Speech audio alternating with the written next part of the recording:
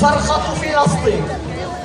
من هناك انطلقت صرخة يعلو صوتها السماء، تصرخ بألم فلسطين. انطلقت من صرخة طفل استشهد أباه، من صرخة أم تبكي على ولدها، من صرخة طفلة تحت الركام، من صرخة رجل عاش تحت الأنقاض عدة أيام. من هناك انطلقت فلسطين وارتوى ترابها بدماء الشهداء والأبطال.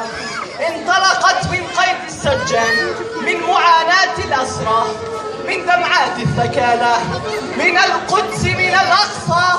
انطلقت فلسطين من غزة الأبية، من بين الأشلاء والدماء، من البيوت المدمرة، من الصخر، من الحجارة.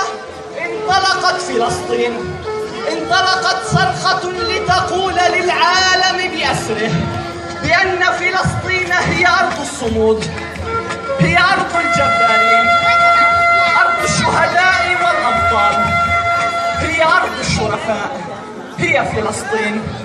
نعم إنها فلسطين، من علمتنا الرجولة والشهامة، من علمتنا كيف نقف في وجه الغاصب المحتل، من علمتنا كيف نسير في طريق الحرية والنصر.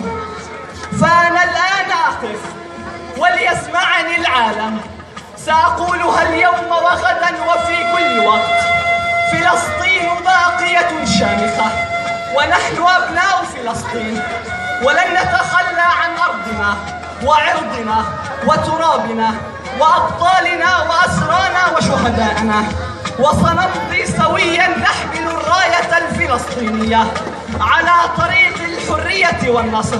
سنمضي معا يدا بيد وشعبا واحد لنسمع العالم صرخة فلسطين.